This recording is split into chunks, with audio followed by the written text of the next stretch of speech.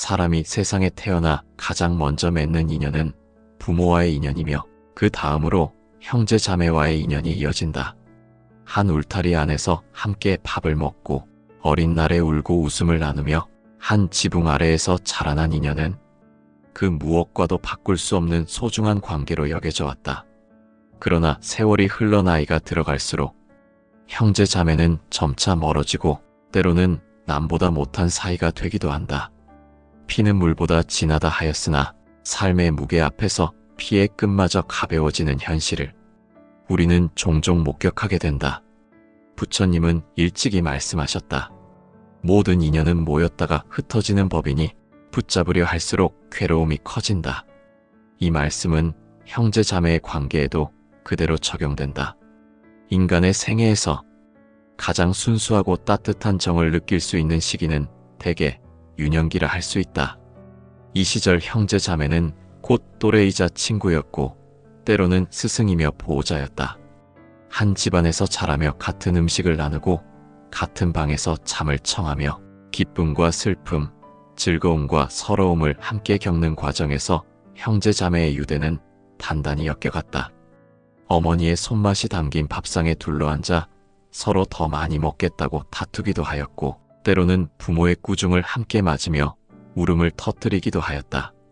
비 오는 날이면 작은 우산 하나를 둘이 나누었으며 집으로 달려가던 기억, 겨울날에는 두꺼운 옷을 껴입고 한마당에서 눈사람을 만들던 추억이 형제의 가슴에 고스란히 쌓였다.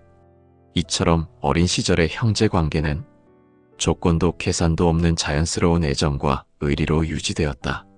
그러나 시간이 흐르고 세월이 쌓이고 각자가 인생의 짐을 짊어지게 되면 이 순수한 유년의 정은 점차 흐려지기 시작한다. 부처님은 모든 것은 무상하여 머물지 않고 변한다고 가르치셨다. 형제 자매의 정 또한 그 예외가 아니다. 어린 날의 다정한 기억은 남아있으나 그것만으로 관계가 지속되기는 어렵다. 성인이 되어 각자의 삶의 길로 들어서면 형제는 더 이상 함께 뛰놀던 동무가 아니라 각자의 가족을 이끄는 가장이 되고 또는 자신의 인생을 꾸려나가야 하는 독립적인 존재가 된다. 그 순간부터 형제 자매의 관계는 어린 날의 추억이 아니라 현실의 이해관계와 생활의 무게에 따라 흔들리기 시작한다. 첫째와 둘째 사이에 혹은 막내와 윗형제 사이에 경제적 차이가 벌어지고 생활 수준이 달라지면 그 차이가 곧 마음의 거리로 번진다. 성공한 이는 실패한 이를 은근히 업신여기기도 하고 어려움에 처한 이는 잘된 형제를 부러움과 서운함의 눈으로 바라본다. 겉으로는 잘 되었다고 축하하지만 속으로는 질투와 비교심이 싹트는 것이다. 부처님께서는 탐욕은 모든 괴로움의 뿌리라고 하셨다. 형제 사이에 탐심이 깃들면 그 순간부터 관계는 달라지기 시작한다. 특히 부모의 유산을 나누는 문제는 형제 관계의 가장 큰 시험대가 된다. 살아계실 때는 다 함께 부모의 뜻을 받드는 척하던 형제도 막상 부모가 세상을 떠나면 재산 분배의 문제 앞에서 얼굴이 붉어지고 마음이 갈라진다. 누구는 자신이 더 많이 모셨다고 주장하고 누구는 공평히 나누자며 목소리를 높인다. 그 과정에서 쌓인 감정의 골은 깊어져 다시는 회복하기 어려운 상처가 되기도 한다. 이렇듯 돈과 재산은 형제의 사랑을 시험하는 잣대가 되고 많은 경우 그 잣대는 형제를 무너뜨리는 칼날로 작용한다. 나이가 들수록 형제 자매의 관계에서 우리는 한 가족이다라는 의식보다는 나는 나, 너는 너라는 분리의식이 강해진다. 어릴 적 함께 뛰놀던 시절에는 작은 과자 하나도 나누어 먹던 사이였으나 노년에 이르면 집 한 채, 돈 몇 푼을 나누는 일에 서로 얼굴을 붉히는 타인이 되고 마는 것이다. 부처님은 내 것이라 집착하는 마음이 모든 번뇌의 근본이라 말씀하셨다. 형제 사이에서도 집착이 일어나면 정은 흐려지고 이해관계만이 남게 된다. 그 집착은 재산에 대한 집착이기도 하고 나는 더 인정받아야 한다는 자존심에 대한 집착이기도 하다. 결국 형제관계는 탐심과 집착에 의해 오염되고 유년의 순수한 정은 점차 자취를 감추게 된다. 또한 나이가 들수록 비교의식이 강해진다. 누군가는 자식이 잘 되었다며 뿌듯해하고 누군가는 자식의 실패로 인해 속을 태운다. 형제 간의 만남 자리에서 누구는 자식의 대학 진학을 자랑하고 누구는 손주의 직업을 내세우며 웃는다. 그러나 그 자랑은 다른 형제에게 상처가 되고 상대적 박탈감으로 작용한다. 이와 같이 인생의 궤적이 다르다는 사실은 형제를 기쁘게 하지 못하고 오히려 갈등과 오해를 불러일으키는 씨앗이 된다. 결국 형제는 서로의 행복을 함께 누리지 못하고 서로의 불행을 은근히 확인하며 마음을 달래는 모순된 관계가 되기도 한다. 형제 관계는 본래 조건 없는 사랑으로 이어져야 하지만 현실은 이해관계와 비교심이 그 사랑을 가린다. 이것이 곧 유년의 정은 사라지고 이해관계만 남는다는 씁쓸한 진리라 할 수 있다. 따라서 나이가 들수록 우리는 형제관계 속에서 탐심과 집착을 내려놓는 연습을 해야 한다. 부처님은 말씀하셨다. 탐욕을 버리면 마음이 청정해지고 청정한 마음은 모든 괴로움에서 벗어난다. 형제 사이에서 일어나는 서운함과 질투, 비교와 다툼은 결국 탐심에서 비롯된다는 사실을 직시해야 한다. 만약 우리가 어린 날의 정을 잊지 않고 탐심을 내려놓을 수 있다면 형제 관계는 노년에 이르러서도 따뜻하게 이어질 수 있을 것이다. 그러나 그렇지 못할 경우 형제는 남보다 더 멀어진 존재로 남게 될 것이다. 형제 자매의 관계를 붙잡아주는 가장 큰 끈은 다름 아닌 부모라 할 수 있다. 부모가 살아계실 때 자녀들은 그 존재만으로도 자연스럽게 모이게 된다. 명절이나 제사 또는 부모의 생신과 같은 자리가 있으면 흩어져 살던 형제들은 마치 당연하다는 듯 부모의 집으로 발걸음을 옮긴다. 그 자리에 모여 앉아 음식을 나누고 옛 이야기를 풀며 웃음꽃을 피우는 동안 형제 간의 관계는 유지되고 강화된다. 그러나 부모가 세상을 떠나는 순간 그 끈은 느슨해지고 결국 끊어지게 된다. 부모가 계셨을 때는 가족이니까 당연히 함께해야 한다는 명분이 있었다. 그러나 그 명분이 사라지자 형제들은 각자의 삶과 가정을 핑계 삼아 서로의 거리를 합리화한다. 이제 부모님도 안 계시는데 굳이 자주 볼 필요가 있겠는가라는 생각이 서서히 관계를 희미하게 만드는 것이다. 부처님께서는 말씀하셨다. 만남에는 반드시 이별이 따르고 머물매는 반드시 흩어짐이 있다. 이 진리는 형제 관계에도 예외가 없다. 부모라는 끈이 사라지면 그 끈에 매달려 있던 형제의 연대감 또한 자연히 흩어진다. 어머니가 살아계실 때는 형제들이 다투다가도 어머니의 눈물 한 방울에 마음을 누그러뜨렸다. 아버지가 집안의 기둥처럼 버티고 계실 때는 서로의 불평과 불만도 차마 크게 드러내지 못했다. 그러나 부모가 떠난 뒤에는 그러한 제동장치가 사라진다. 형제들 각자의 마음속에 쌓여있던 서운함과 갈등이 더 이상 억눌려지지 않고 드러나기 시작한다. 부모의 집은 형제들에게 있어 단순한 집이 아니었다. 그곳은 귀향의 상징이었고 유년기의 기억이 오롯이 담겨있는 장소였다. 그러나 부모가 떠난 후 그 집은 하나의 재산으로 변한다. 누구는 그 집을 지켜야 한다고 말하고 누구는 당장 처분하여 나누자고 주장한다. 그 과정에서 갈등이 격화되며 결국 형제 관계는 돌이킬 수 없는 상처를 입는다. 부처님은 집착은 괴로움을 낳는다고 말씀하셨다. 부모의 집에 대한 집착, 부모의 유산에 대한 집착이 형제를 남보다 더 멀리 밀어내는 원인이 된다. 애초에 부모가 살아계실 때는 그 집이 화목의 상징이었으나 부모가 떠난 뒤에는 분쟁의 불씨로 변하는 것이다. 또한 부모의 부재는 단순히 물리적 결속을 잃는 것이 아니라 정서적 지주를 상실하는 것이기도 하다. 살아계실 때 부모는 형제 간의 갈등을 조율하는 조정자였다. 작은 다툼이 생기면 부모는 형제끼리 그러는 것 아니다라며 말 한마디로 화해를 이끌었다. 그러나 부모가 떠난 뒤에는 그러한 목소리가 사라진다. 형제는 서로를 제어할 장치를 잃고 감정의 골은 더욱 깊어진다. 게다가 노년에 접어들수록 각자의 삶은 더욱 무겁고 복잡해진다. 자식 문제, 경제 문제, 건강 문제 등으로 인해 형제의 일은 후순위로 밀려난다. 전화 한 통, 안부 인사 하나도 바쁘다는 이유로 미루게 되고 그 사이 관계는 멀어진다. 형제니까 언젠가 다시 보겠지라는 안일한 마음은 실제로는 다시는 볼 수 없는 이별로 이어지기도 한다. 부처님께서는 무상을 설하시며 모든 것은 변한다. 어제의 부모도 오늘의 형제도 내일의 나 또한 변한다 하셨다. 형제 자매라 해도 부모라는 인연의 끈이 끊어지는 순간 그 관계 또한 무상하게 흩어지게 마련이다. 이렇듯 부모는 단순히 가족의 어른이 아니라 형제를 이어주는 중심축이었다. 그 축이 무너진 뒤에는 형제의 관계가 각자의 삶의 무게에 떠밀려 자연스럽게 해체되는 것이다. 여기서 우리는 중요한 깨달음을 얻어야 한다. 형제 자매와의 관계를 부모의 존재에만 기대어서는 안 된다는 사실이다.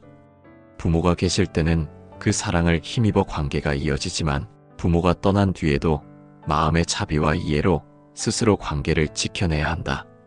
그러나 많은 이들은 이를 간과한다. 그리하여 부모가 돌아가신 뒤 형제와의 관계가 급격히 멀어지는 경험을 하게 된다. 이것은 개인의 잘못이라기보다 모든 것이 인연에 따라 모이고 흩어진다는 부처님의 진리를 확인하는 과정이라 할 수 있다. 결국 부모라는 끈이 끊어진다는 것은 형제 관계가 약화되고 흩어진다는 뜻이다. 그러나 동시에 이는 형제 사이의 진정한 마음가짐을 시험하는 기회이기도 하다. 부모가 떠난 뒤에도 여전히 형제를 챙기고 작은 정을 이어가는 것은 오직 각자의 마음에 달려있다. 부처님이 강조하신 바와 같이 마음이 곧 세계이기 때문이다. 형제 자매는 같은 피를 나눈 존재이지만 살아온 길이 달라지고 환경이 달라지면 점차 서로 다른 세계에 속한 사람처럼 느껴지게 된다. 어릴 적에는 비슷한 생각과 경험을 공유하며 말하지 않아도 통하는 부분이 많았으나 세월이 흐르며 각자가 가정을 이루고 사회에서 제 역할을 감당하다 보면 생각과 가치관은 자연스럽게 달라진다. 한 사람은 도시에서 살며 빠른 변화를 쫓고 다른 이는 시골에서 자연을 가까이 하며 느린 삶을 살 때 두 사람의 대화는 점점 맞지 않게 된다. 이때 필요한 것은 서로의 차이를 인정하고 존중하는 마음이다. 그러나 많은 경우 사람들은 차이를 인정하기보다는 자신의 기준에 상대를 끼워 맞추려 한다. 이로 인해 오해가 쌓이고 마음의 거리는 점차 멀어진다. 부처님은 말씀하셨다. 마음이 먼저 움직이고 말과 행동은 그 뒤를 따른다. 마음이 바르면 모든 것이 바르고 마음이 어긋나면 모든 것이 어긋난다. 결국 형제 관계를 지탱하는 것은 피가 아니라 마음이다. 서로에 대한 존중과 차비가 없다면 형제라 할지라도 남과 다르지 않다. 형제 간의 갈등은 대체로 작은 말에서 비롯된다. 사소한 농담이 서운함으로 변하고 의도치 않은 말 한마디가 오해를 낳는다. 그러나 이때 곧바로 풀지 못하면 그 서운함은 골막 커지고 결국 몇 년, 몇십 년의 앙금으로 남는다. 피를 나눈 형제이기에 더욱 큰 상처가 되고 다시는 회복하기 어려운 벽으로 굳어진다. 나이가 들수록 사람은 예민해지고 자존심은 더 강해진다. 젊을 때는 대수롭지 않게 넘기던 말도 노년에는 쉽게 마음에 걸린다. 형제니까 이해해주겠지라는 막연한 믿음은 오히려 더 깊은 상처를 남기기도 한다. 부처님은 기대는 곧 집착이며 집착은 괴로움의 근원이라 하셨다. 형제 관계 속에서 당연이라는 기대를 내려놓지 못하면 마음의 거리는 더욱 멀어진다. 또한 인간은 누구나 자기 삶에 치여 살아간다. 자식 문제, 건강 문제, 생활의 어려움이 쌓이면 형제를 돌볼 마음의 여유는 줄어든다. 연락 한 통, 안부 인사조차 귀찮게 여겨지기 시작한다. 그러는 사이 관계는 서서히 식어가고 형제는 점점 타인과 다르지 않은 존재가 된다. 이 무심함이 반복되면 언젠가 형제를 만나도 남처럼 어색한 자리가 되고 만다. 부처님은 마음을 다스리는 자가 세상을 다스린다라 하셨다. 마음을 돌보지 않으면 세상의 모든 관계가 무너진다. 형제 자매의 관계도 다르지 않다. 탐심과 집착을 내려놓고 서로를 있는 그대로 받아들이는 마음을 내지 못하면 형제는 결국 남보다 더 멀어진 존재로 남게 된다. 또한 형제 간에는 오랜 세월의 기억이 축적되어 있다. 좋은 기억은 정으로 이어지지만 서운했던 기억은 언제든 갈등의 불씨가 된다. 어릴 적 부모가 누구를 더 챙겼는가, 집안에서 누가 더 인정받았는가 하는 문제들이 세월이 지나도 사라지지 않고 남아있다가 사소한 계기로 다시 드러난다. 그때마다 사람들은 오래된 서운함을 되살리며 상대를 더 멀리 밀어낸다.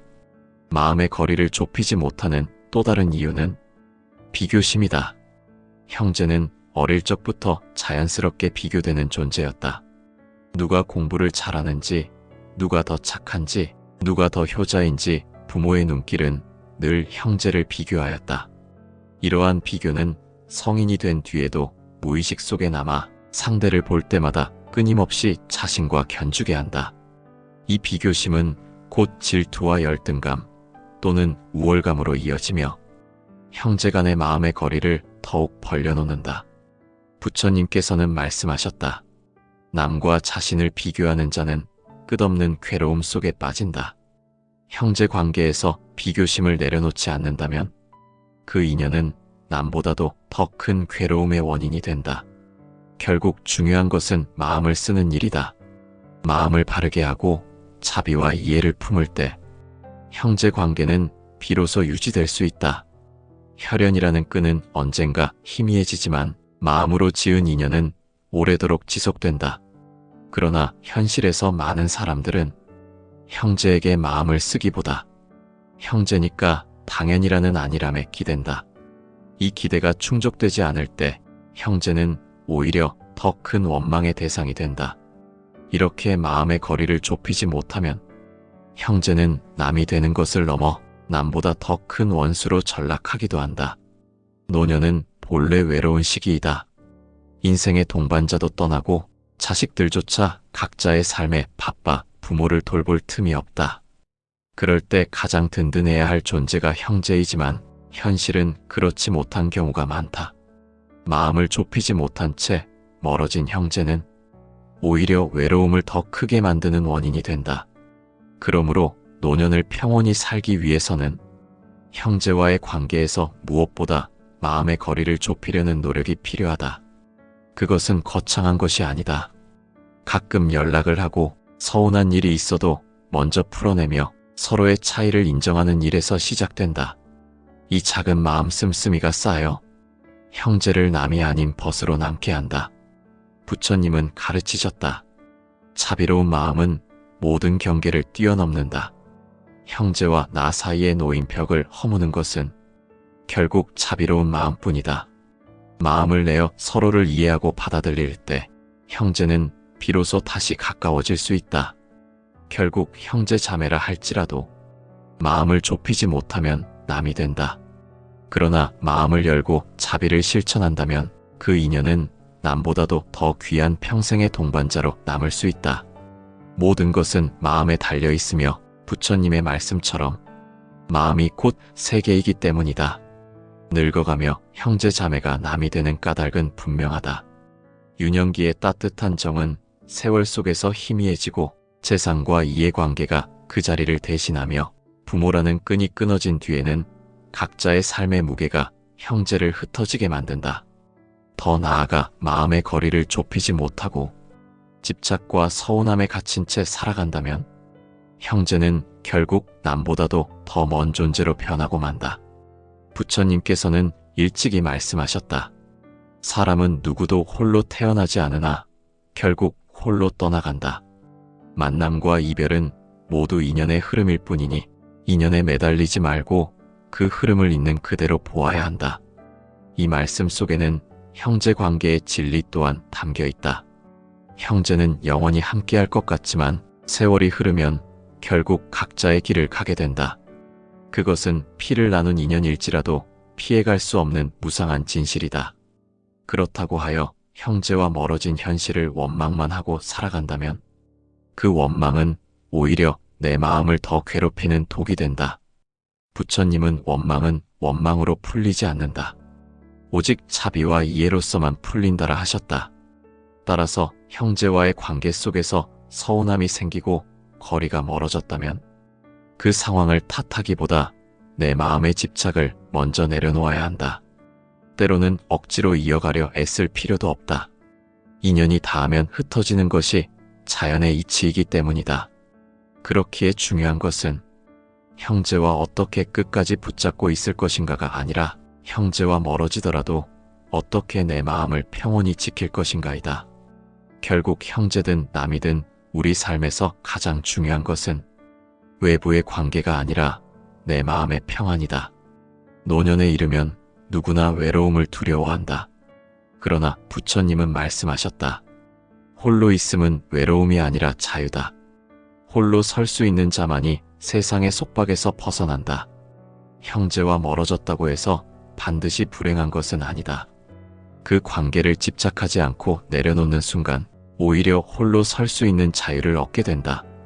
그 자유 속에서 우리는 스스로를 보듬고 마음을 단단히 세울 수 있다. 물론 인연이 남아있다면 따뜻하게 이어가는 것도 지혜이다. 작은 연락 하나, 짧은 안부 한마디가 형제를 남이 아닌 벗으로 남게 할 수도 있다. 그러나 그것이 이루어지지 않더라도 괴로워할 필요는 없다. 모든 인연은 머무르다 흩어지고 흩어진 인연 또한 그 나름의 의미를 남기기 때문이다. 우리가 궁극적으로 지켜야 할 것은 형제가 아니라 나의 마음이다. 부처님께서 말씀하신 것처럼 마음을 지키는 이는 모든 인연 속에서 자유롭다. 형제와 멀어져도 서운함을 내려놓고 억지로 붙잡지 않으며 그저 감사한 기억으로만 간직한다면 우리의 노년은 더 평온하고 단단해질 것이다. 따라서 형제 자매와의 인연을 돌아보며 그 속에서 집착과 비교, 서운함을 비워내야 한다. 비워낼 때 우리는 진정한 평안을 얻을 수 있고 그 평안 속에서 홀로 서더라도 더 이상 외롭지 않게 된다. 결국 형제와의 인연은 우리 삶의 한 장면일 뿐 그 장면에 매여 평생 괴로움을 짊어질 필요는 없는 것이다. 사람이 세상에 태어나 가장 먼저 맺는 인연은 부모와의 인연이며 그 다음으로 형제 자매와의 인연이 이어진다. 한 울타리 안에서 함께 밥을 먹고 어린 날에 울고 웃음을 나누며 한 지붕 아래에서 자라난 인연은 그 무엇과도 바꿀 수 없는 소중한 관계로 여겨져 왔다. 그러나 세월이 흘러 나이가 들어갈수록 형제 자매는 점차 멀어지고 때로는 남보다 못한 사이가 되기도 한다. 피는 물보다 진하다 하였으나 삶의 무게 앞에서 피의 끝마저 가벼워지는 현실을 우리는 종종 목격하게 된다. 부처님은 일찍이 말씀하셨다. 모든 인연은 모였다가 흩어지는 법이니 붙잡으려 할수록 괴로움이 커진다. 이 말씀은 형제 자매의 관계에도 그대로 적용된다. 인간의 생애에서 가장 순수하고 따뜻한 정을 느낄 수 있는 시기는 대개 유년기라 할 수 있다. 이 시절 형제 자매는 곧 또래이자 친구였고 때로는 스승이며 보호자였다. 한 집안에서 자라며 같은 음식을 나누고 같은 방에서 잠을 청하며 기쁨과 슬픔, 즐거움과 서러움을 함께 겪는 과정에서 형제 자매의 유대는 단단히 엮여갔다. 어머니의 손맛이 담긴 밥상에 둘러앉아 서로 더 많이 먹겠다고 다투기도 하였고 때로는 부모의 꾸중을 함께 맞으며 울음을 터뜨리기도 하였다. 비 오는 날이면 작은 우산 하나를 둘이 나누었으며 집으로 달려가던 기억, 겨울날에는 두꺼운 옷을 껴입고 한마당에서 눈사람을 만들던 추억이 형제의 가슴에 고스란히 쌓였다. 이처럼 어린 시절의 형제 관계는 조건도 계산도 없는 자연스러운 애정과 의리로 유지되었다. 그러나 시간이 흐르고 세월이 쌓이고 각자가 인생의 짐을 짊어지게 되면 이 순수한 유년의 정은 점차 흐려지기 시작한다. 부처님은 모든 것은 무상하여 머물지 않고 변한다고 가르치셨다. 형제 자매의 정 또한 그 예외가 아니다. 어린 날의 다정한 기억은 남아있으나 그것만으로 관계가 지속되기는 어렵다. 성인이 되어 각자의 삶의 길로 들어서면 형제는 더 이상 함께 뛰놀던 동무가 아니라 각자의 가족을 이끄는 가장이 되고 또는 자신의 인생을 꾸려나가야 하는 독립적인 존재가 된다.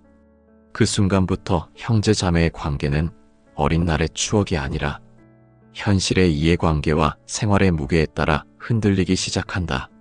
첫째와 둘째 사이에 혹은 막내와 윗형제 사이에 경제적 차이가 벌어지고 생활 수준이 달라지면 그 차이가 곧 마음의 거리로 번진다. 성공한 이는 실패한 이를 은근히 업신여기기도 하고 어려움에 처한 이는 잘된 형제를 부러움과 서운함의 눈으로 바라본다. 겉으로는 잘 되었다고 축하하지만 속으로는 질투와 비교심이 싹트는 것이다. 부처님께서는 탐욕은 모든 괴로움의 뿌리라고 하셨다. 형제 사이에 탐심이 깃들면 그 순간부터 관계는 달라지기 시작한다. 특히 부모의 유산을 나누는 문제는 형제 관계의 가장 큰 시험대가 된다. 살아계실 때는 다 함께 부모의 뜻을 받드는 척하던 형제도 막상 부모가 세상을 떠나면 재산 분배의 문제 앞에서 얼굴이 붉어지고 마음이 갈라진다. 누구는 자신이 더 많이 모셨다고 주장하고 누구는 공평히 나누자며 목소리를 높인다. 그 과정에서 쌓인 감정의 골은 깊어져 다시는 회복하기 어려운 상처가 되기도 한다. 이렇듯 돈과 재산은 형제의 사랑을 시험하는 잣대가 되고 많은 경우 그 잣대는 형제를 무너뜨리는 칼날로 작용한다. 나이가 들수록 형제 자매의 관계에서 우리는 한 가족이다라는 의식보다는 나는 나, 너는 너라는 분리의식이 강해진다. 어릴 적 함께 뛰놀던 시절에는 작은 과자 하나도 나누어 먹던 사이였으나 노년에 이르면 집 한 채, 돈 몇 푼을 나누는 일에 서로 얼굴을 붉히는 타인이 되고 마는 것이다. 부처님은 내 것이라 집착하는 마음이 모든 번뇌의 근본이라 말씀하셨다.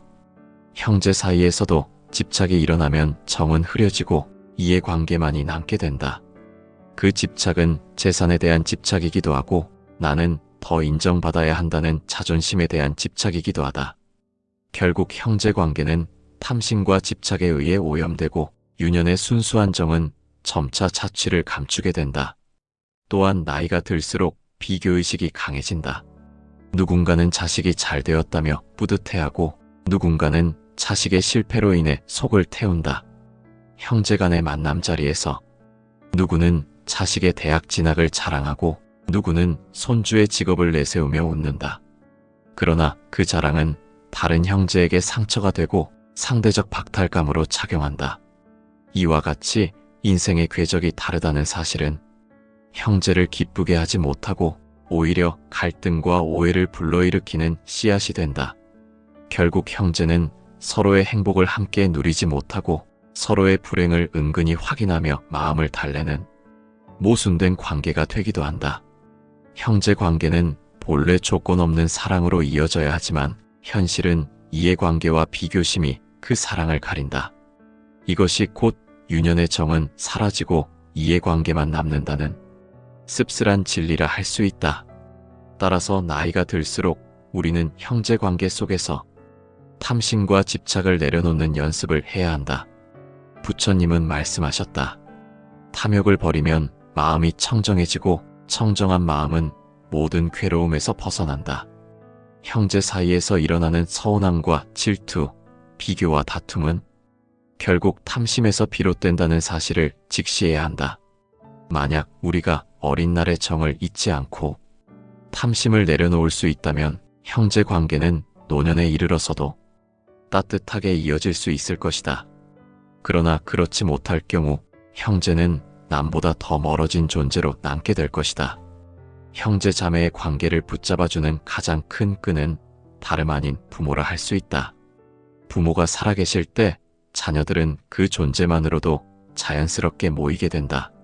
명절이나 제사 또는 부모의 생신과 같은 자리가 있으면 흩어져 살던 형제들은 마치 당연하다는 듯 부모의 집으로 발걸음을 옮긴다.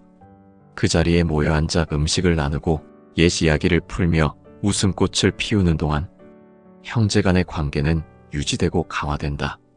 그러나 부모가 세상을 떠나는 순간 그 끈은 느슨해지고 결국 끊어지게 된다.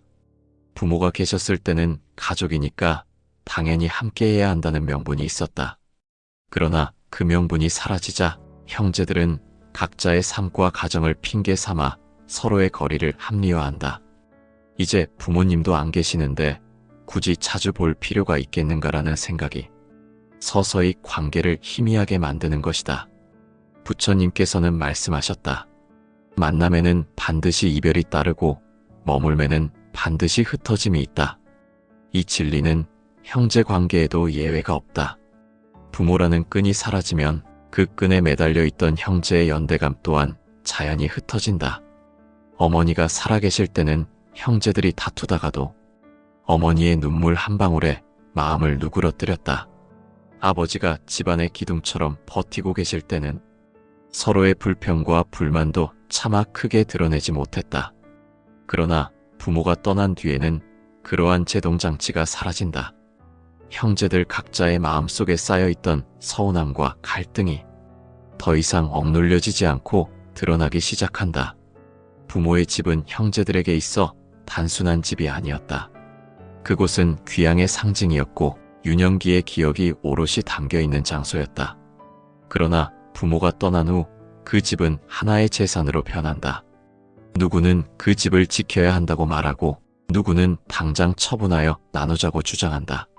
그 과정에서 갈등이 격화되며 결국 형제 관계는 돌이킬 수 없는 상처를 입는다. 부처님은 집착은 괴로움을 낳는다고 말씀하셨다. 부모의 집에 대한 집착, 부모의 유산에 대한 집착이 형제를 남보다 더 멀리 밀어내는 원인이 된다. 애초에 부모가 살아계실 때는 그 집이 화목의 상징이었으나 부모가 떠난 뒤에는 분쟁의 불씨로 변하는 것이다. 또한 부모의 부재는 단순히 물리적 결속을 잃는 것이 아니라 정서적 지주를 상실하는 것이기도 하다. 살아계실 때 부모는 형제 간의 갈등을 조율하는 조정자였다. 작은 다툼이 생기면 부모는 형제끼리 그러는 것 아니다라며 말 한마디로 화해를 이끌었다. 그러나 부모가 떠난 뒤에는 그러한 목소리가 사라진다. 형제는 서로를 제어할 장치를 잃고 감정의 골은 더욱 깊어진다. 게다가 노년에 접어들수록 각자의 삶은 더욱 무겁고 복잡해진다. 자식 문제, 경제 문제, 건강 문제 등으로 인해 형제의 일은 후순위로 밀려난다. 전화 한 통, 안부 인사 하나도 바쁘다는 이유로 미루게 되고 그 사이 관계는 멀어진다. 형제니까 언젠가 다시 보겠지라는 안일한 마음은 실제로는 다시는 볼 수 없는 이별로 이어지기도 한다. 부처님께서는 무상을 설하시며 모든 것은 변한다. 어제의 부모도 오늘의 형제도 내일의 나 또한 변한다 하셨다. 형제 자매라 해도 부모라는 인연의 끈이 끊어지는 순간 그 관계 또한 무상하게 흩어지게 마련이다. 이렇듯 부모는 단순히 가족의 어른이 아니라 형제를 이어주는 중심축이었다. 그 축이 무너진 뒤에는 형제의 관계가 각자의 삶의 무게에 떠밀려 자연스럽게 해체되는 것이다. 여기서 우리는 중요한 깨달음을 얻어야 한다. 형제 자매와의 관계를 부모의 존재에만 기대어서는 안 된다는 사실이다. 부모가 계실 때는 그 사랑을 힘입어 관계가 이어지지만 부모가 떠난 뒤에도 마음의 자비와 이해로 스스로 관계를 지켜내야 한다. 그러나 많은 이들은 이를 간과한다. 그리하여 부모가 돌아가신 뒤 형제와의 관계가 급격히 멀어지는 경험을 하게 된다. 이것은 개인의 잘못이라기보다 모든 것이 인연에 따라 모이고 흩어진다는 부처님의 진리를 확인하는 과정이라 할 수 있다. 결국 부모라는 끈이 끊어진다는 것은 형제 관계가 약화되고 흩어진다는 뜻이다.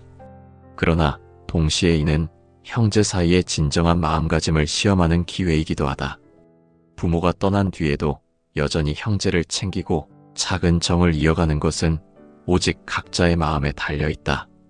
부처님이 강조하신 바와 같이 마음이 곧 세계이기 때문이다. 형제 자매는 같은 피를 나눈 존재이지만 살아온 길이 달라지고 환경이 달라지면 점차 서로 다른 세계에 속한 사람처럼 느껴지게 된다.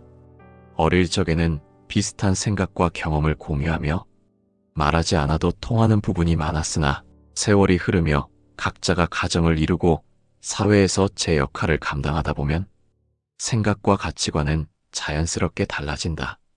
한 사람은 도시에서 살며 빠른 변화를 쫓고 다른 이는 시골에서 자연을 가까이 하며 느린 삶을 살 때 두 사람의 대화는 점점 맞지 않게 된다. 이때 필요한 것은 서로의 차이를 인정하고 존중하는 마음이다. 그러나 많은 경우 사람들은 차이를 인정하기보다는 자신의 기준에 상대를 끼워 맞추려 한다. 이로 인해 오해가 쌓이고 마음의 거리는 점차 멀어진다. 부처님은 말씀하셨다. 마음이 먼저 움직이고 말과 행동은 그 뒤를 따른다. 마음이 바르면 모든 것이 바르고 마음이 어긋나면 모든 것이 어긋난다. 결국 형제 관계를 지탱하는 것은 피가 아니라 마음이다. 서로에 대한 존중과 차비가 없다면 형제라 할지라도 남과 다르지 않다. 형제 간의 갈등은 대체로 작은 말에서 비롯된다. 사소한 농담이 서운함으로 변하고 의도치 않은 말 한마디가 오해를 낳는다. 그러나 이때 곧바로 풀지 못하면 그 서운함은 골막 커지고 결국 몇 년, 몇십 년의 앙금으로 남는다. 피를 나눈 형제이기에 더욱 큰 상처가 되고 다시는 회복하기 어려운 벽으로 굳어진다. 나이가 들수록 사람은 예민해지고 자존심은 더 강해진다. 젊을 때는 대수롭지 않게 넘기던 말도 노년에는 쉽게 마음에 걸린다. 형제니까 이해해주겠지라는 막연한 믿음은 오히려 더 깊은 상처를 남기기도 한다. 부처님은 기대는 곧 집착이며 집착은 괴로움의 근원이라 하셨다. 형제 관계 속에서 당연이라는 기대를 내려놓지 못하면 마음의 거리는 더욱 멀어진다. 또한 인간은 누구나 자기 삶에 치여 살아간다. 자식 문제, 건강 문제, 생활의 어려움이 쌓이면 형제를 돌볼 마음의 여유는 줄어든다. 연락 한 통, 안부 인사조차 귀찮게 여겨지기 시작한다. 그러는 사이 관계는 서서히 식어가고 형제는 점점 타인과 다르지 않은 존재가 된다. 이 무심함이 반복되면 언젠가 형제를 만나도 남처럼 어색한 자리가 되고 만다. 부처님은 마음을 다스리는 자가 세상을 다스린다라 하셨다. 마음을 돌보지 않으면 세상의 모든 관계가 무너진다. 형제 자매의 관계도 다르지 않다. 탐심과 집착을 내려놓고 서로를 있는 그대로 받아들이는 마음을 내지 못하면 형제는 결국 남보다 더 멀어진 존재로 남게 된다. 또한 형제 간에는 오랜 세월의 기억이 축적되어 있다.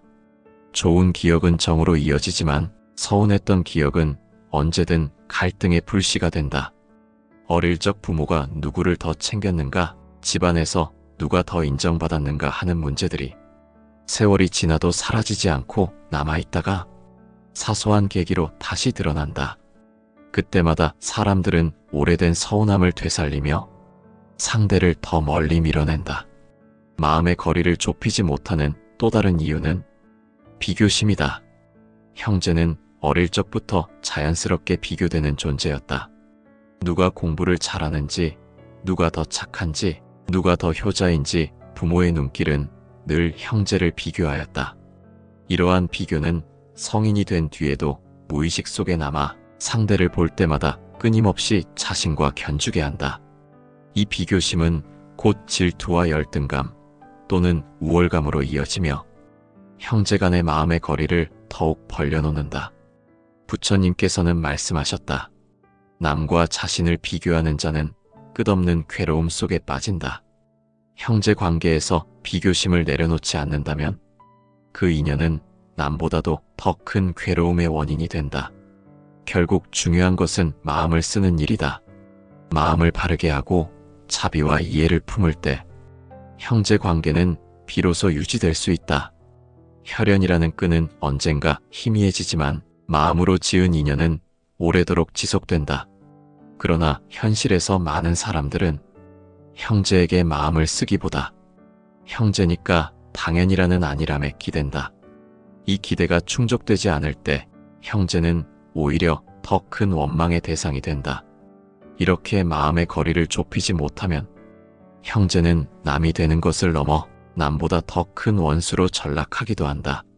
노년은 본래 외로운 시기이다. 인생의 동반자도 떠나고 자식들조차 각자의 삶에 바빠 부모를 돌볼 틈이 없다.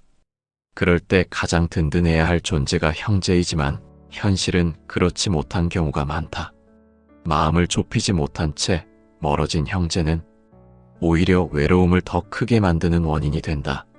그러므로 노년을 평온히 살기 위해서는 형제와의 관계에서 무엇보다 마음의 거리를 좁히려는 노력이 필요하다. 그것은 거창한 것이 아니다. 가끔 연락을 하고 서운한 일이 있어도 먼저 풀어내며 서로의 차이를 인정하는 일에서 시작된다. 이 작은 마음 씀씀이가 쌓여 형제를 남이 아닌 벗으로 남게 한다. 부처님은 가르치셨다.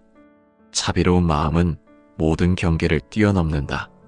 형제와 나 사이에 놓인 벽을 허무는 것은 결국 자비로운 마음뿐이다. 마음을 내어 서로를 이해하고 받아들일 때 형제는 비로소 다시 가까워질 수 있다. 결국 형제 자매라 할지라도 마음을 좁히지 못하면 남이 된다. 그러나 마음을 열고 자비를 실천한다면 그 인연은 남보다도 더 귀한 평생의 동반자로 남을 수 있다. 모든 것은 마음에 달려 있으며 부처님의 말씀처럼 마음이 곧 세계이기 때문이다. 늙어가며 형제 자매가 남이 되는 까닭은 분명하다. 유년기의 따뜻한 정은 세월 속에서 희미해지고 재산과 이해관계가 그 자리를 대신하며 부모라는 끈이 끊어진 뒤에는 각자의 삶의 무게가 형제를 흩어지게 만든다. 더 나아가 마음의 거리를 좁히지 못하고 집착과 서운함에 갇힌 채 살아간다면 형제는 결국 남보다도 더 먼 존재로 변하고 만다. 부처님께서는 일찍이 말씀하셨다. 사람은 누구도 홀로 태어나지 않으나 결국 홀로 떠나간다. 만남과 이별은 모두 인연의 흐름일 뿐이니 인연에 매달리지 말고 그 흐름을 있는 그대로 보아야 한다. 이 말씀 속에는 형제 관계의 진리 또한 담겨 있다. 형제는 영원히 함께할 것 같지만 세월이 흐르면 결국 각자의 길을 가게 된다. 그것은 피를 나눈 인연일지라도 피해갈 수 없는 무상한 진실이다. 그렇다고 하여 형제와 멀어진 현실을 원망만 하고 살아간다면 그 원망은 오히려 내 마음을 더 괴롭히는 독이 된다. 부처님은 원망은 원망으로 풀리지 않는다. 오직 자비와 이해로서만 풀린다라 하셨다. 따라서 형제와의 관계 속에서 서운함이 생기고 거리가 멀어졌다면 그 상황을 탓하기보다 내 마음의 집착을 먼저 내려놓아야 한다. 때로는 억지로 이어가려 애쓸 필요도 없다. 인연이 닿으면 흩어지는 것이 자연의 이치이기 때문이다. 그렇기에 중요한 것은 형제와 어떻게 끝까지 붙잡고 있을 것인가가 아니라 형제와 멀어지더라도 어떻게 내 마음을 평온히 지킬 것인가이다. 결국 형제든 남이든 우리 삶에서 가장 중요한 것은 외부의 관계가 아니라 내 마음의 평안이다. 노년에 이르면 누구나 외로움을 두려워한다. 그러나 부처님은 말씀하셨다. 홀로 있음은 외로움이 아니라 자유다. 홀로 설 수 있는 자만이 세상의 속박에서 벗어난다. 형제와 멀어졌다고 해서 반드시 불행한 것은 아니다. 그 관계를 집착하지 않고 내려놓는 순간 오히려 홀로 설 수 있는 자유를 얻게 된다. 그 자유 속에서 우리는 스스로를 보듬고 마음을 단단히 세울 수 있다. 물론 인연이 남아있다면 따뜻하게 이어가는 것도 지혜이다. 작은 연락 하나, 짧은 안부 한마디가 형제를 남이 아닌 벗으로 남게 할 수도 있다. 그러나 그것이 이루어지지 않더라도 괴로워할 필요는 없다. 모든 인연은 머무르다 흩어지고 흩어진 인연 또한 그 나름의 의미를 남기기 때문이다. 우리가 궁극적으로 지켜야 할 것은 형제가 아니라 나의 마음이다. 부처님께서 말씀하신 것처럼 마음을 지키는 이는 모든 인연 속에서 자유롭다. 형제와 멀어져도 서운함을 내려놓고 억지로 붙잡지 않으며 그저 감사한 기억으로만 간직한다면 우리의 노년은 더 평온하고 단단해질 것이다. 따라서 형제 자매와의 인연을 돌아보며 그 속에서 집착과 비교, 서운함을 비워내야 한다. 비워낼 때 우리는 진정한 평안을 얻을 수 있고 그 평안 속에서 홀로 서더라도 더 이상 외롭지 않게 된다. 결국 형제와의 인연은 우리 삶의 한 장면일 뿐 그 장면에 매여 평생 괴로움을 짊어질 필요는 없는 것이다. 사람이 세상에 태어나 가장 먼저 맺는 인연은 부모와의 인연이며 그 다음으로 형제 자매와의 인연이 이어진다. 한 울타리 안에서 함께 밥을 먹고 어린 날에 울고 웃음을 나누며 한 지붕 아래에서 자라난 인연은 그 무엇과도 바꿀 수 없는 소중한 관계로 여겨져 왔다. 그러나 세월이 흘러 나이가 들어갈수록 형제 자매는 점차 멀어지고 때로는 남보다 못한 사이가 되기도 한다. 피는 물보다 진하다 하였으나 삶의 무게 앞에서 피의 끝마저 가벼워지는 현실을 우리는 종종 목격하게 된다. 부처님은 일찍이 말씀하셨다. 모든 인연은 모였다가 흩어지는 법이니 붙잡으려 할수록 괴로움이 커진다. 이 말씀은 형제 자매의 관계에도 그대로 적용된다. 인간의 생애에서 가장 순수하고 따뜻한 정을 느낄 수 있는 시기는 대개 유년기라 할 수 있다. 이 시절 형제 자매는 곧 또래이자 친구였고 때로는 스승이며 보호자였다. 한 집안에서 자라며 같은 음식을 나누고 같은 방에서 잠을 청하며 기쁨과 슬픔, 즐거움과 서러움을 함께 겪는 과정에서 형제 자매의 유대는 단단히 엮여갔다. 어머니의 손맛이 담긴 밥상에 둘러앉아 서로 더 많이 먹겠다고 다투기도 하였고 때로는 부모의 꾸중을 함께 맞으며 울음을 터뜨리기도 하였다. 비 오는 날이면 작은 우산 하나를 둘이 나누었으며 집으로 달려가던 기억, 겨울날에는 두꺼운 옷을 껴입고 한마당에서 눈사람을 만들던 추억이 형제의 가슴에 고스란히 쌓였다. 이처럼 어린 시절의 형제 관계는 조건도 계산도 없는 자연스러운 애정과 의리로 유지되었다. 그러나 시간이 흐르고 세월이 쌓이고 각자가 인생의 짐을 짊어지게 되면 이 순수한 유년의 정은 점차 흐려지기 시작한다. 부처님은 모든 것은 무상하여 머물지 않고 변한다고 가르치셨다. 형제 자매의 정 또한 그 예외가 아니다. 어린 날의 다정한 기억은 남아있으나 그것만으로 관계가 지속되기는 어렵다. 성인이 되어 각자의 삶의 길로 들어서면 형제는 더 이상 함께 뛰놀던 동무가 아니라 각자의 가족을 이끄는 가장이 되고 또는 자신의 인생을 꾸려나가야 하는 독립적인 존재가 된다. 그 순간부터 형제 자매의 관계는 어린 날의 추억이 아니라 현실의 이해관계와 생활의 무게에 따라 흔들리기 시작한다. 첫째와 둘째 사이에 혹은 막내와 윗형제 사이에 경제적 차이가 벌어지고 생활 수준이 달라지면 그 차이가 곧 마음의 거리로 번진다. 성공한 이는 실패한 이를 은근히 업신여기기도 하고 어려움에 처한 이는 잘된 형제를 부러움과 서운함의 눈으로 바라본다. 겉으로는 잘 되었다고 축하하지만 속으로는 질투와 비교심이 싹트는 것이다. 부처님께서는 탐욕은 모든 괴로움의 뿌리라고 하셨다. 형제 사이에 탐심이 깃들면 그 순간부터 관계는 달라지기 시작한다.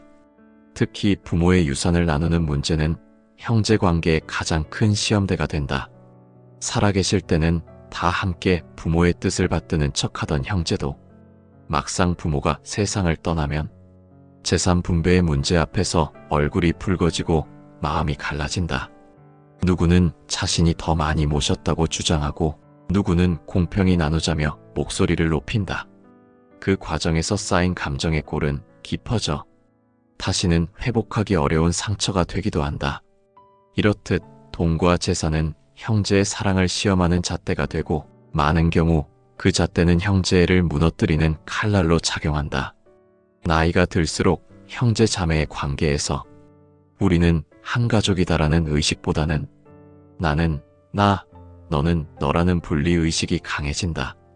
어릴 적 함께 뛰놀던 시절에는 작은 과자 하나도 나누어 먹던 사이였으나 노년에 이르면 집 한 채, 돈 몇 푼을 나누는 일에 서로 얼굴을 붉히는 타인이 되고 마는 것이다.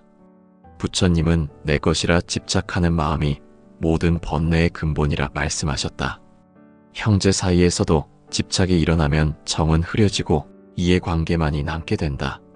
그 집착은 재산에 대한 집착이기도 하고 나는 더 인정받아야 한다는 자존심에 대한 집착이기도 하다. 결국 형제관계는 탐심과 집착에 의해 오염되고 유년의 순수한 정은 점차 자취를 감추게 된다. 또한 나이가 들수록 비교의식이 강해진다. 누군가는 자식이 잘 되었다며 뿌듯해하고 누군가는 자식의 실패로 인해 속을 태운다. 형제 간의 만남 자리에서 누구는 자식의 대학 진학을 자랑하고 누구는 손주의 직업을 내세우며 웃는다. 그러나 그 자랑은 다른 형제에게 상처가 되고 상대적 박탈감으로 작용한다. 이와 같이 인생의 궤적이 다르다는 사실은 형제를 기쁘게 하지 못하고 오히려 갈등과 오해를 불러일으키는 씨앗이 된다. 결국 형제는 서로의 행복을 함께 누리지 못하고 서로의 불행을 은근히 확인하며 마음을 달래는 모순된 관계가 되기도 한다. 형제 관계는 본래 조건 없는 사랑으로 이어져야 하지만 현실은 이해관계와 비교심이 그 사랑을 가린다. 이것이 곧 유년의 정은 사라지고 이해관계만 남는다는 씁쓸한 진리라 할 수 있다. 따라서 나이가 들수록 우리는 형제관계 속에서 탐심과 집착을 내려놓는 연습을 해야 한다. 부처님은 말씀하셨다. 탐욕을 버리면 마음이 청정해지고 청정한 마음은 모든 괴로움에서 벗어난다. 형제 사이에서 일어나는 서운함과 질투, 비교와 다툼은 결국 탐심에서 비롯된다는 사실을 직시해야 한다. 만약 우리가 어린 날의 정을 잊지 않고 탐심을 내려놓을 수 있다면 형제 관계는 노년에 이르러서도 따뜻하게 이어질 수 있을 것이다. 그러나 그렇지 못할 경우 형제는 남보다 더 멀어진 존재로 남게 될 것이다. 형제 자매의 관계를 붙잡아주는 가장 큰 끈은 다름 아닌 부모라 할 수 있다. 부모가 살아계실 때 자녀들은 그 존재만으로도 자연스럽게 모이게 된다. 명절이나 제사 또는 부모의 생신과 같은 자리가 있으면 흩어져 살던 형제들은 마치 당연하다는 듯 부모의 집으로 발걸음을 옮긴다. 그 자리에 모여 앉아 음식을 나누고 옛 이야기를 풀며 웃음꽃을 피우는 동안 형제 간의 관계는 유지되고 강화된다. 그러나 부모가 세상을 떠나는 순간 그 끈은 느슨해지고 결국 끊어지게 된다. 부모가 계셨을 때는 가족이니까 당연히 함께해야 한다는 명분이 있었다. 그러나 그 명분이 사라지자 형제들은 각자의 삶과 가정을 핑계 삼아 서로의 거리를 합리화한다. 이제 부모님도 안 계시는데 굳이 자주 볼 필요가 있겠는가라는 생각이 서서히 관계를 희미하게 만드는 것이다. 부처님께서는 말씀하셨다. 만남에는 반드시 이별이 따르고 머물매는 반드시 흩어짐이 있다. 이 진리는 형제 관계에도 예외가 없다. 부모라는 끈이 사라지면 그 끈에 매달려 있던 형제의 연대감 또한 자연히 흩어진다. 어머니가 살아계실 때는 형제들이 다투다가도 어머니의 눈물 한 방울에 마음을 누그러뜨렸다. 아버지가 집안의 기둥처럼 버티고 계실 때는 서로의 불평과 불만도 차마 크게 드러내지 못했다. 그러나 부모가 떠난 뒤에는 그러한 제동장치가 사라진다. 형제들 각자의 마음속에 쌓여있던 서운함과 갈등이 더 이상 억눌려지지 않고 드러나기 시작한다. 부모의 집은 형제들에게 있어 단순한 집이 아니었다. 그곳은 귀향의 상징이었고 유년기의 기억이 오롯이 담겨있는 장소였다. 그러나 부모가 떠난 후 그 집은 하나의 재산으로 변한다. 누구는 그 집을 지켜야 한다고 말하고 누구는 당장 처분하여 나누자고 주장한다. 그 과정에서 갈등이 격화되며 결국 형제 관계는 돌이킬 수 없는 상처를 입는다. 부처님은 집착은 괴로움을 낳는다고 말씀하셨다. 부모의 집에 대한 집착, 부모의 유산에 대한 집착이 형제를 남보다 더 멀리 밀어내는 원인이 된다. 애초에 부모가 살아계실 때는 그 집이 화목의 상징이었으나 부모가 떠난 뒤에는 분쟁의 불씨로 변하는 것이다. 또한 부모의 부재는 단순히 물리적 결속을 잃는 것이 아니라 정서적 지주를 상실하는 것이기도 하다. 살아계실 때 부모는 형제 간의 갈등을 조율하는 조정자였다. 작은 다툼이 생기면 부모는 형제끼리 그러는 것 아니다라며 말 한마디로 화해를 이끌었다. 그러나 부모가 떠난 뒤에는 그러한 목소리가 사라진다. 형제는 서로를 제어할 장치를 잃고 감정의 골은 더욱 깊어진다. 게다가 노년에 접어들수록 각자의 삶은 더욱 무겁고 복잡해진다. 자식 문제, 경제 문제, 건강 문제 등으로 인해 형제의 일은 후순위로 밀려난다. 전화 한 통, 안부 인사 하나도 바쁘다는 이유로 미루게 되고 그 사이 관계는 멀어진다. 형제니까 언젠가 다시 보겠지라는 안일한 마음은 실제로는 다시는 볼 수 없는 이별로 이어지기도 한다. 부처님께서는 무상을 설하시며 모든 것은 변한다. 어제의 부모도 오늘의 형제도 내일의 나 또한 변한다 하셨다. 형제 자매라 해도 부모라는 인연의 끈이 끊어지는 순간 그 관계 또한 무상하게 흩어지게 마련이다. 이렇듯 부모는 단순히 가족의 어른이 아니라 형제를 이어주는 중심축이었다. 그 축이 무너진 뒤에는 형제의 관계가 각자의 삶의 무게에 떠밀려 자연스럽게 해체되는 것이다.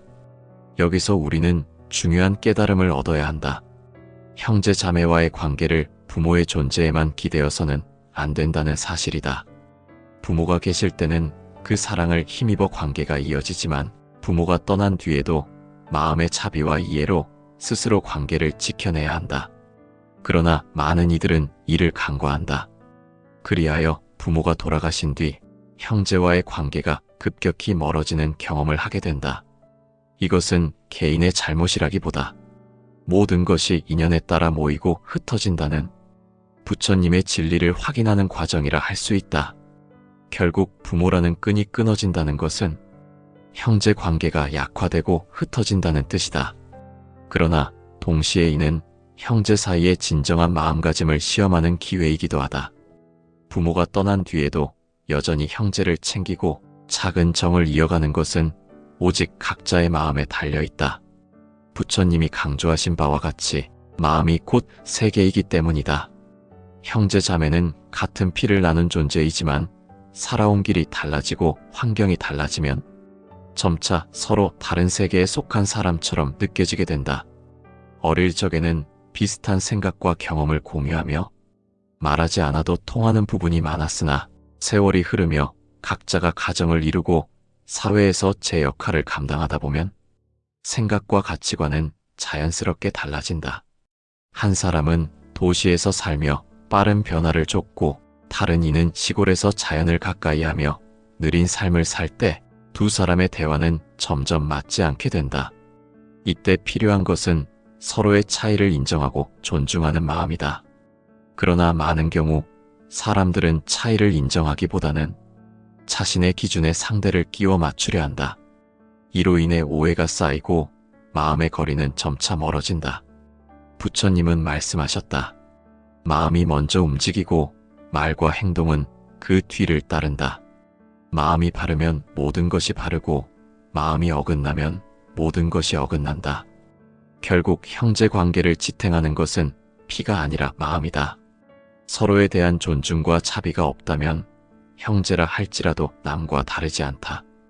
형제 간의 갈등은 대체로 작은 말에서 비롯된다. 사소한 농담이 서운함으로 변하고 의도치 않은 말 한마디가 오해를 낳는다. 그러나 이때 곧바로 풀지 못하면 그 서운함은 골막 커지고 결국 몇 년, 몇십 년의 앙금으로 남는다. 피를 나눈 형제이기에 더욱 큰 상처가 되고 다시는 회복하기 어려운 벽으로 굳어진다. 나이가 들수록 사람은 예민해지고 자존심은 더 강해진다. 젊을 때는 대수롭지 않게 넘기던 말도 노년에는 쉽게 마음에 걸린다. 형제니까 이해해주겠지라는 막연한 믿음은 오히려 더 깊은 상처를 남기기도 한다. 부처님은 기대는 곧 집착이며 집착은 괴로움의 근원이라 하셨다. 형제 관계 속에서 당연이라는 기대를 내려놓지 못하면 마음의 거리는 더욱 멀어진다. 또한 인간은 누구나 자기 삶에 치여 살아간다. 자식 문제, 건강 문제, 생활의 어려움이 쌓이면 형제를 돌볼 마음의 여유는 줄어든다. 연락 한 통, 안부 인사조차 귀찮게 여겨지기 시작한다. 그러는 사이 관계는 서서히 식어가고 형제는 점점 타인과 다르지 않은 존재가 된다. 이 무심함이 반복되면 언젠가 형제를 만나도 남처럼 어색한 자리가 되고 만다. 부처님은 마음을 다스리는 자가 세상을 다스린다라 하셨다. 마음을 돌보지 않으면 세상의 모든 관계가 무너진다. 형제 자매의 관계도 다르지 않다. 탐심과 집착을 내려놓고 서로를 있는 그대로 받아들이는 마음을 내지 못하면 형제는 결국 남보다 더 멀어진 존재로 남게 된다. 또한 형제 간에는 오랜 세월의 기억이 축적되어 있다. 좋은 기억은 정으로 이어지지만 서운했던 기억은 언제든 갈등의 불씨가 된다. 어릴 적 부모가 누구를 더 챙겼는가, 집안에서 누가 더 인정받았는가 하는 문제들이 세월이 지나도 사라지지 않고 남아있다가 사소한 계기로 다시 드러난다. 그때마다 사람들은 오래된 서운함을 되살리며 상대를 더 멀리 밀어낸다. 마음의 거리를 좁히지 못하는 또 다른 이유는 비교심이다. 형제는 어릴 적부터 자연스럽게 비교되는 존재였다. 누가 공부를 잘하는지, 누가 더 착한지, 누가 더 효자인지 부모의 눈길은 늘 형제를 비교하였다. 이러한 비교는 성인이 된 뒤에도 무의식 속에 남아 상대를 볼 때마다 끊임없이 자신과 견주게 한다.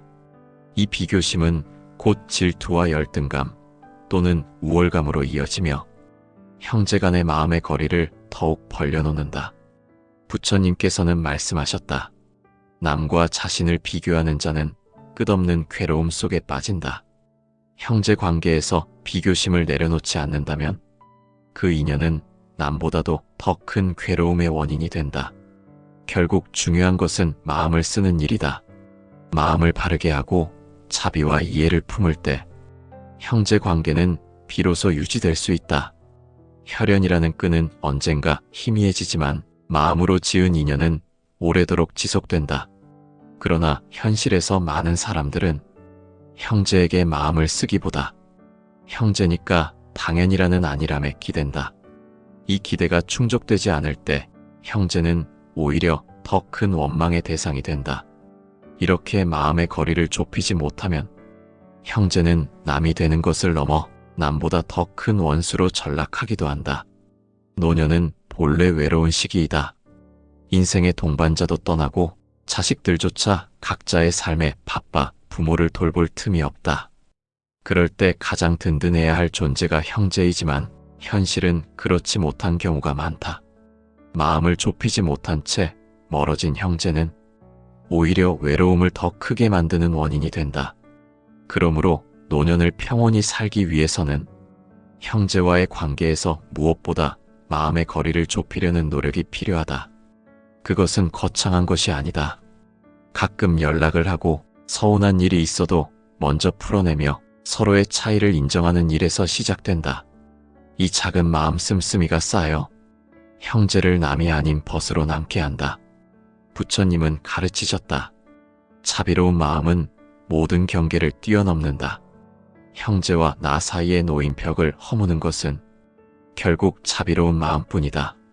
마음을 내어 서로를 이해하고 받아들일 때 형제는 비로소 다시 가까워질 수 있다. 결국 형제 자매라 할지라도 마음을 좁히지 못하면 남이 된다. 그러나 마음을 열고 자비를 실천한다면 그 인연은 남보다도 더 귀한 평생의 동반자로 남을 수 있다. 모든 것은 마음에 달려 있으며 부처님의 말씀처럼 마음이 곧 세계이기 때문이다. 늙어가며 형제 자매가 남이 되는 까닭은 분명하다. 유년기의 따뜻한 정은 세월 속에서 희미해지고 재산과 이해관계가 그 자리를 대신하며 부모라는 끈이 끊어진 뒤에는 각자의 삶의 무게가 형제를 흩어지게 만든다. 더 나아가 마음의 거리를 좁히지 못하고 집착과 서운함에 갇힌 채 살아간다면 형제는 결국 남보다도 더 먼 존재로 변하고 만다. 부처님께서는 일찍이 말씀하셨다. 사람은 누구도 홀로 태어나지 않으나 결국 홀로 떠나간다.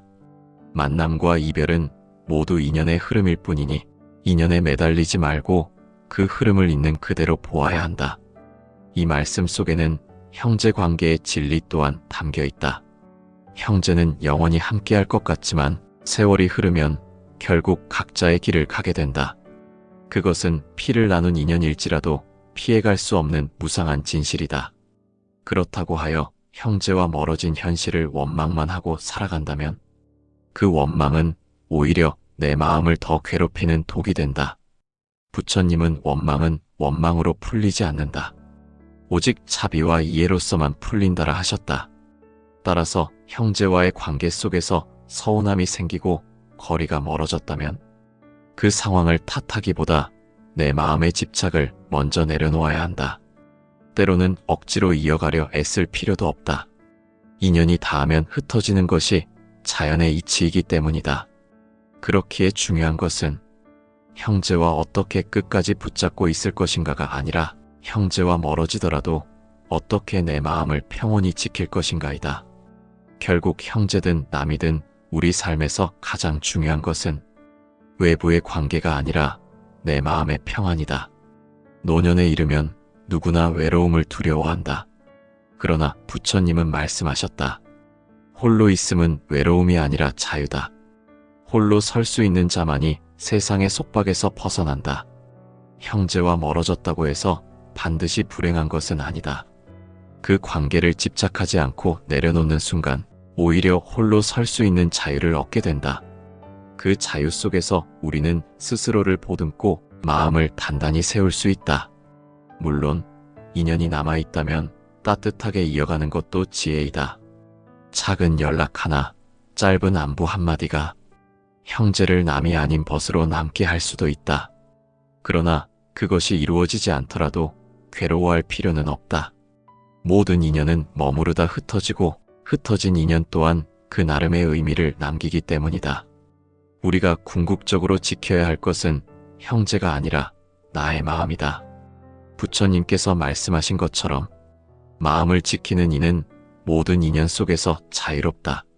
형제와 멀어져도 서운함을 내려놓고 억지로 붙잡지 않으며 그저 감사한 기억으로만 간직한다면 우리의 노년은 더 평온하고 단단해질 것이다. 따라서 형제 자매와의 인연을 돌아보며 그 속에서 집착과 비교, 서운함을 비워내야 한다. 비워낼 때 우리는 진정한 평안을 얻을 수 있고 그 평안 속에서 홀로 서더라도 더 이상 외롭지 않게 된다. 결국 형제와의 인연은 우리 삶의 한 장면일 뿐 그 장면에 매여 평생 괴로움을 짊어질 필요는 없는 것이다.